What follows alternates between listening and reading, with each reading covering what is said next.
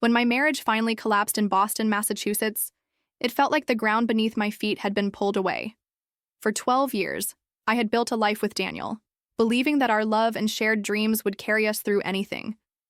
Instead, he walked out, leaving behind a hollow shell of what used to be a family. The day he left, I stood in the kitchen of our rented townhouse, the bills piled on the counter, the silence of the house pressing down on me, and I realized I was entirely on my own. Jack and Emma, my 10-year-old twins, still believed their father might return, and I couldn't bring myself to crush that hope just yet. They were my light in those dark days, the only reason I kept moving forward when I wanted nothing more than to fall apart. But love alone doesn't pay rent. With my nursing salary stretched thin, Boston's rent prices impossible, and debts left behind from Daniel's reckless spending, I found myself staring at a financial cliff. My checking account was barely enough to cover groceries, let alone utilities or rent. I had no savings, no safety net, and 2 children who depended on me for stability. In desperation, I swallowed my pride and turned back to the only option I had, my parents. My parents, Evelyn and Robert, lived in Brookline, just outside the city, in a large colonial-style home that I had grown up in.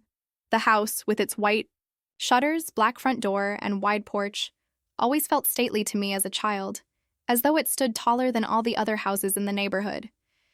The backyard stretched out into a garden my mother still tended, roses growing along the fence line, though much of the lawn had become more ornamental than playful. When I was little, I had imagined that the house was indestructible, a fortress where nothing bad could happen. Walking back through those doors as a grown woman, divorced, broke, and exhausted, I didn't feel like I was stepping into a fortress. I felt like I was stepping into the past, admitting to myself and them that I had failed. Still, my parents welcomed me at first with open arms. "Family always sticks together," my mother said, kissing my cheek as she ushered me inside. My father carried Jack and Emma's backpacks upstairs, showing them the rooms they'd be sleeping in.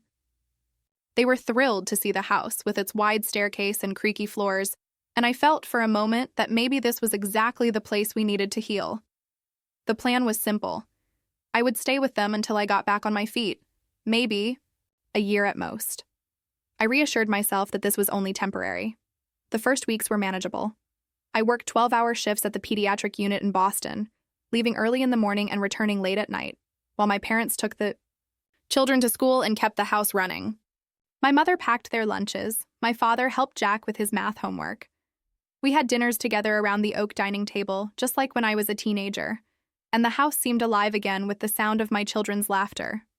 For the first time in years, I felt less alone. I remember one evening in particular, about a month after we moved in. Emma was helping my mother in the kitchen, her little hands carefully folding napkins the way my mother showed her, while Jack sat on the living room floor with my father, a half-finished puzzle spread out between them. I watched from the doorway, tired from work but filled with gratitude. It felt like we were a family again. Not the same family I had lost, but something new, something hopeful. I went to bed that night believing that maybe, just maybe, we were on the road to healing. But as comforting as those early days were, small cracks began to appear. My parents had always been strong personalities, my mother meticulous and opinionated, my father quieter but firm in his views, and old dynamics resurfaced quickly. My mother criticized the way I folded laundry, the way I disciplined the children, and even the hours I worked. 12-hour shifts aren't good for a mother, she would say, frowning as she set down a plate of food in front of me. Children need their mother at home. I bit my tongue more times than I could count, reminding myself that they were helping me, that I owed them patience. The twins, though, seemed blissfully unaware. They loved exploring the attic filled with boxes from my childhood, running through the garden, and listening to my father's stories about when I was their age. They called the house Grandma and Grandpa's castle, and it warmed me to see them happy. Even if I felt the old weight of judgment settling on my shoulders, at least my children felt safe. One Saturday morning, I sat at the kitchen table with my coffee, watching the sunlight pour through the tall windows, and I told myself that this was only a chapter, not the ending. I would rebuild, little by little. I started saving what I could from each paycheck, no matter how small, putting it into a separate account. It wasn't much, sometimes just $50 a week, but it was a promise to myself that I wouldn't stay dependent forever. At night, when the house was quiet and the children were asleep, I would lie awake staring at the familiar ceiling, listening to the hum of the old heating system. Memories of my teenage years in that house came flooding back. Arguments with my mother, late-night study sessions at the dining table, and dreams I once had of traveling across Europe. I thought about how far I had come, and yet how far I still had to go. It was humbling, even humiliating at times, but I clung to the idea that this was temporary. There were moments of real warmth, too. One evening, after a particularly grueling shift, I came home to find that my parents and the twins had prepared a small surprise dinner for me. Emma had made a sign out of construction paper that said, "We love you, Mom," and Jack had set the table with candles.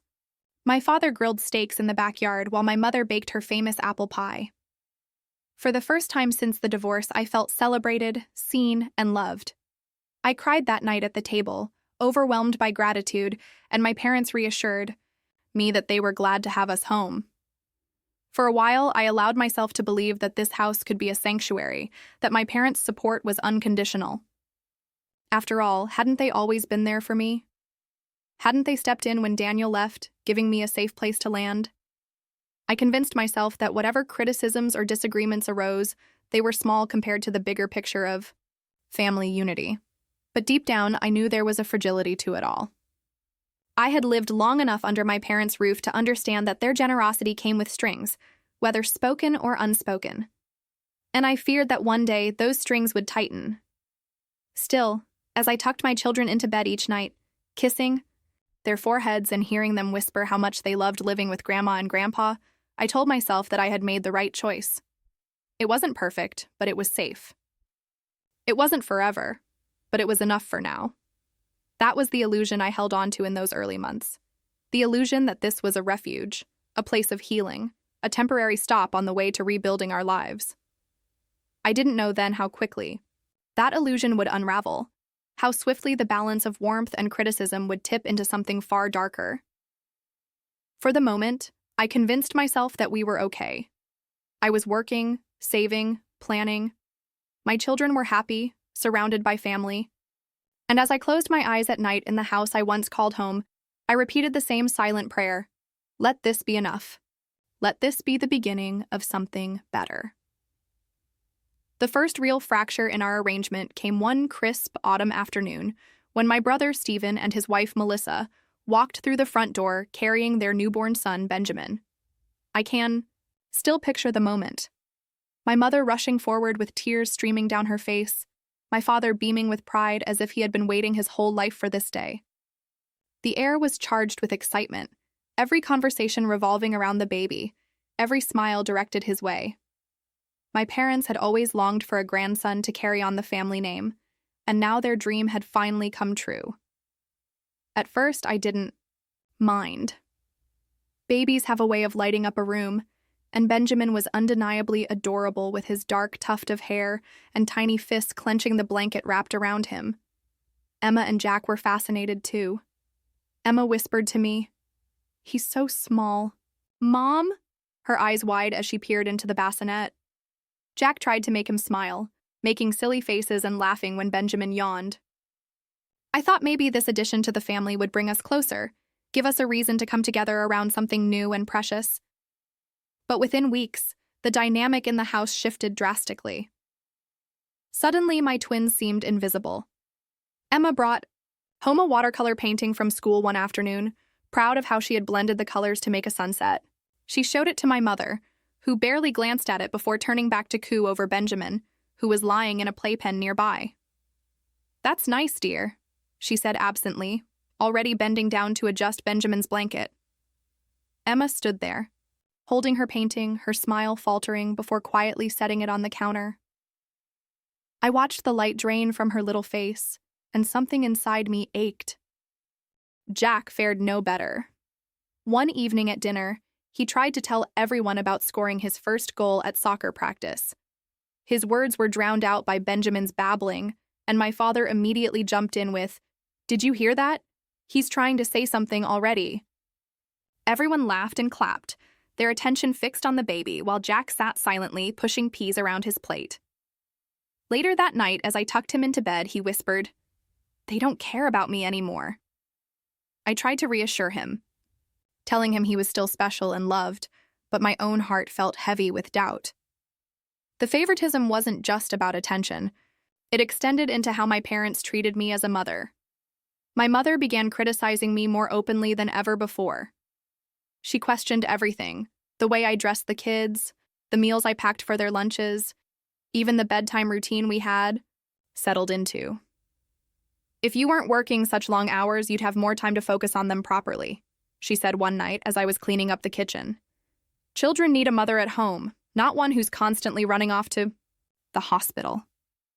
I bit my tongue, knowing that any defense would only spark an argument, but inside I was seething. I was working to provide for my children, to give them some stability. Why couldn't she see that? The criticism from my father was quieter, but still stung. He often compared me to Stephen, praising him for being responsible and family-oriented. Never mind that Stephen worked in finance and earned nearly 3 times my salary. Never mind that Melissa didn't have to work at all because Stephen could afford to support her. My father's praise for them was a backhanded reminder that, in his eyes, I was failing. The situation reached its breaking point when my parents decided that Emma and Jack should move downstairs into the basement. "Stephen and Melissa need more space for the baby," my mother explained, as though it were the most reasonable thing in the world. "The basement will be fine for the twins. We'll fix it up a bit." But I knew the basement well.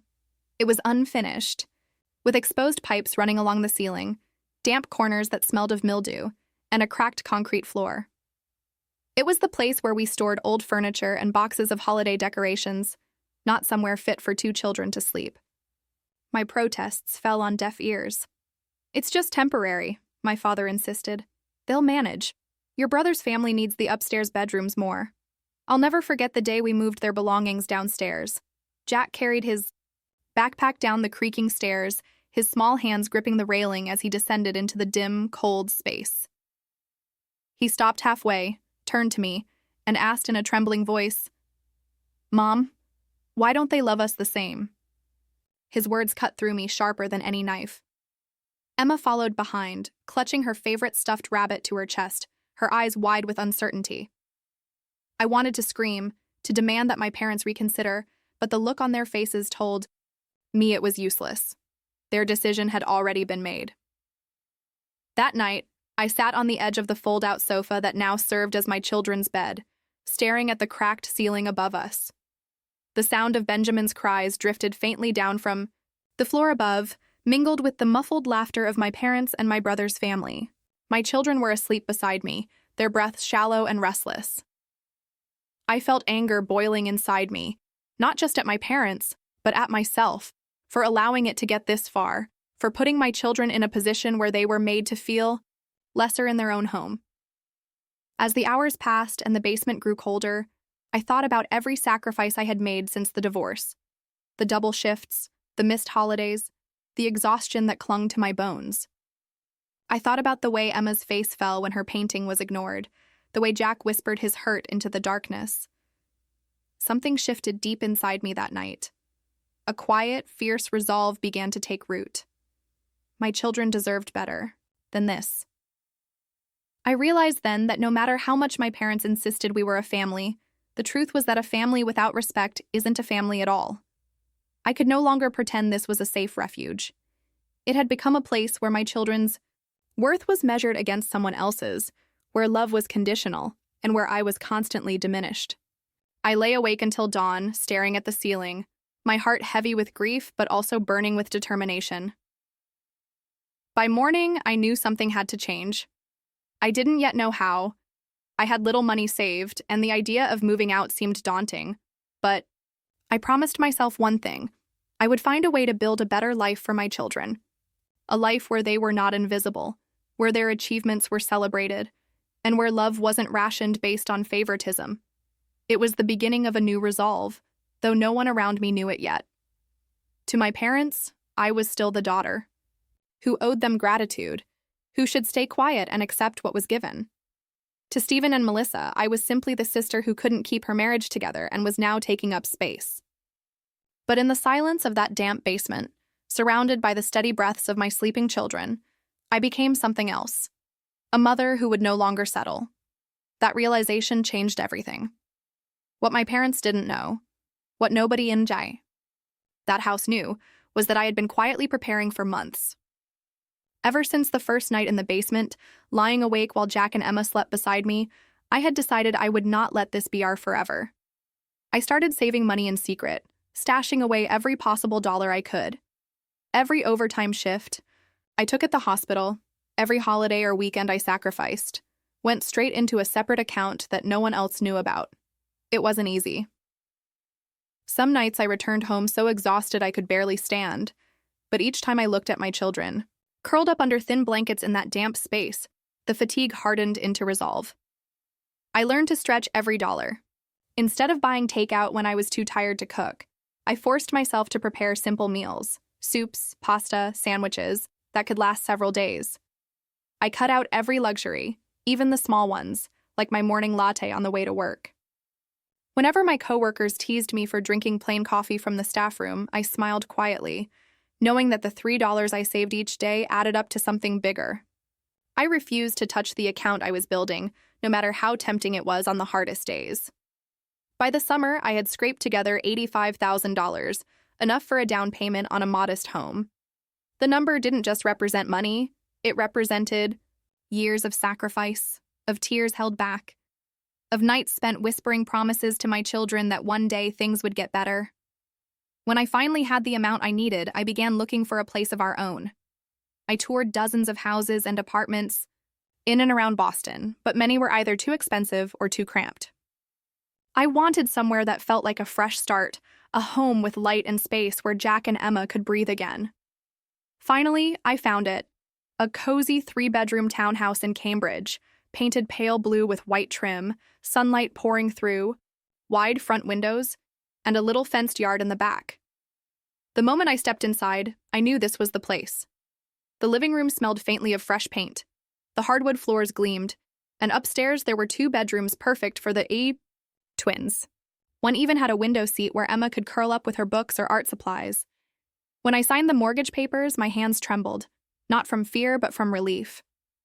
For the first time in years, I felt like I could breathe. This was ours. It didn't matter that the monthly payment would be tight, or that I'd have to keep working long hours to afford it. What mattered was that my children and I would have a home that no one could take away, a space where their worth wasn't diminished by anyone else's presence. Telling my parents was another matter. I had rehearsed the conversation 100 times in my head, but nothing could soften the blow. When I sat them down in the living room one evening and explained that I had purchased a home and that we would be moving out, my mother's face hardened instantly. "After everything we've done for you," she snapped, "this is how you repay us? By abandoning the family when we need you most?"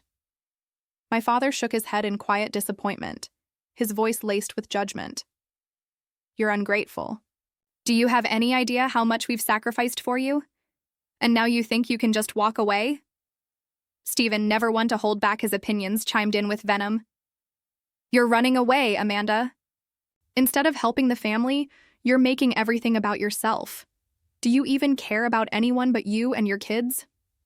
His words stung, but for once I didn't crumble under the weight of their disapproval. I had spent too many years bending to their will, accepting their criticism in silence, believing I had no choice. But now, with the keys to my own home in my pocket, I felt a strength I hadn't known before. I stood tall and looked at them squarely. "I am choosing my children," I said firmly. "That's the only family loyalty that matters." The room went silent. My mother's lips tightened, my father looked away, and Stephen muttered something, under his breath. I knew then that no amount of explanation or justification would change their minds. To them, I would always be the ungrateful daughter, the failed sister, the disappointment. And that was fine. I wasn't doing this for them. I was doing it for Jack and Emma. The next few days were a blur of packing. I rented a U-Haul truck and boxed up our belongings from the basement, along with the few things we had been allowed to keep upstairs. Emma carefully folded her drawings and packed them into a folder, determined not to leave a single piece behind. Jack helped carry boxes, his face serious, as though he understood the gravity of what we were doing. My parents hovered, offering occasional biting comments. "You'll regret this," or "You'll come crawling back one day." But I tuned them out. When moving day arrived, the air was heavy with tension. My father refused to help load the truck, and my mother stood in the doorway with her arms crossed, watching us carry box after box. Stephen stopped by briefly, shaking his head in disbelief before leaving without a word. But none of that mattered. With each box I loaded, with each step I took toward that truck, I felt lighter. As we drove away, Jack and Emma sat in the back seat, their faces pressed to the window as the house I had once called home faded into the distance. Emma squeezed my hand and whispered, "Mom, this feels like home already." When we pulled up to the new townhouse, their excitement was contagious. They ran through the rooms, claiming their bedrooms, peering out the windows, and laughing as though a weight had been lifted off their shoulders. That evening, we sat on the floor of the empty living room, eating pizza straight from the box because we hadn't unpacked dishes yet. The sunlight poured in through the windows, painting the walls gold. Jack leaned against me and said softly, "This is the best house ever." Emma nodded in agreement, her eyes shining. In that moment, I knew every sacrifice, every sleepless night, every cruel word from my family had been worth it. For the first time in a long while, I felt proud. Not just of what I had accomplished, but of the strength it took to stand up and walk away. This house wasn't just a building, it was a promise. A promise that my children would grow up in a place where they were loved without conditions, where they wouldn't be pushed aside, where their voices mattered. The road ahead would not be easy. I knew the mortgage would stretch my budget to its limits, that I'd have to keep working long hours and maybe even pick up extra shifts. But none of that frightened me. I had faced worse, and I had survived. Now I wasn't just surviving, I was building. That night, as I tucked Jack and Emma into their new beds, I felt a peace I hadn't known in years. Standing at their doorway, I whispered a silent vow. This is only the beginning.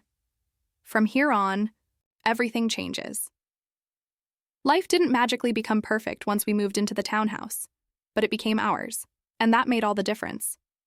Those first weeks were difficult, a balancing act between my nursing shifts, unpacking, settling, the twins into new schools, and keeping track of every dollar. The mortgage payment felt heavy each month, looming over me like a shadow, but every time I wrote the check, I reminded myself it wasn't just money leaving my account. It was an investment in freedom. The townhouse wasn't grand, but it was filled with sunlight and possibility. The walls were bare at first, the rooms echoing with the emptiness of our few belongings. Slowly, though, the space began to take shape. Emma insisted on hanging her drawings in the kitchen, taping them proudly to the fridge as though they were museum pieces. Jack claimed the small backyard as his soccer field, practicing kicks against the fence until the neighbors chuckled and told me they didn't mind the thumping sounds. Every corner of that house began to feel alive with us, with our laughter, our voices, our small victories. Work became both my burden and my salvation. The long shifts continued, but I poured myself into them with new purpose. When promotions opened up at the hospital, I applied despite the voice in my head whispering that I wasn't ready. To my surprise, my supervisors recognized the dedication I had given for years. Within months, I was promoted to senior pediatric nurse, raising my salary to $92,000 a year. That increase wasn't just numbers on paper, it was breathing room. It meant groceries without panic, a reliable car instead of the rattling minivan that coughed its way through every winter, and the ability to enroll my children in the activities they had always dreamed about. Jack joined a local soccer league. His first practice, I stood on the sidelines in the crisp evening air, watching as he raced across the field with a grin stretched across his face. He scored a goal that night, and when he looked over at me, his eyes were bright in a way I hadn't seen since before the basement. Emma, meanwhile, enrolled in weekend art classes in downtown Cambridge. She came home with paint on her fingers, her cheeks flushed with excitement as she described the projects she was working on. Our evenings became filled with stories of practices, games, and art shows. The townhouse echoed with their laughter, and slowly I began to believe that we were healing. Still, the past lingered. My parents called from time to time, usually lacing their words with guilt or subtle criticism. My mother's voice would tighten over the phone. "Are you managing the bills? You always were careless with money."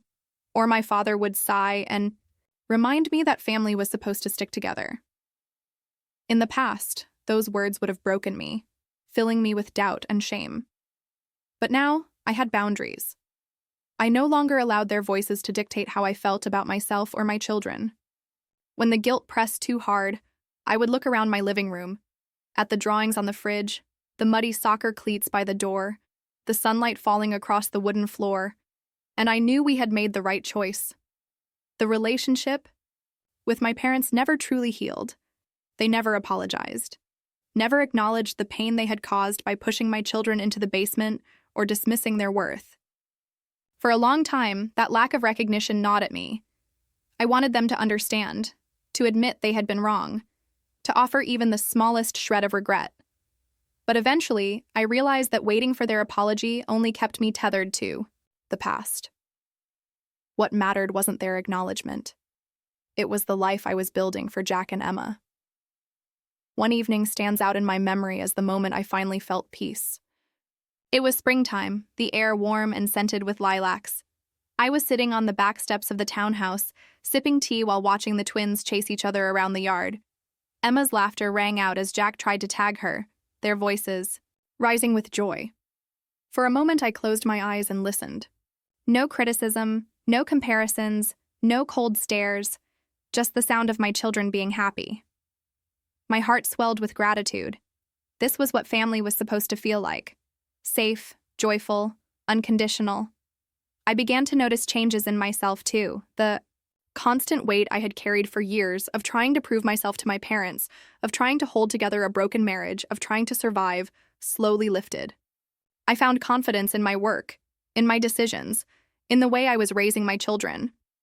I no longer second-guessed every choice. I was no longer the daughter who needed approval or the wife who had been abandoned.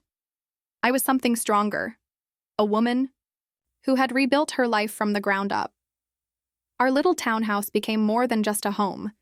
It became a symbol. Every drawing Emma taped to the fridge was a reminder that creativity thrived when it was nurtured. Every pair of muddy cleats Jack left by the door was proof that he was living his childhood fully, no longer silenced or overlooked. Every late-night dinner around our small kitchen table was a celebration of resilience.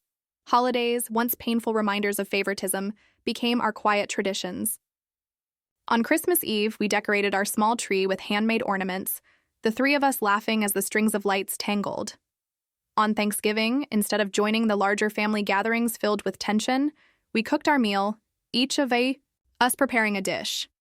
Emma made mashed potatoes, Jack handled dessert, and I roasted the turkey. It wasn't perfect, but it was ours, and it filled the house with warmth.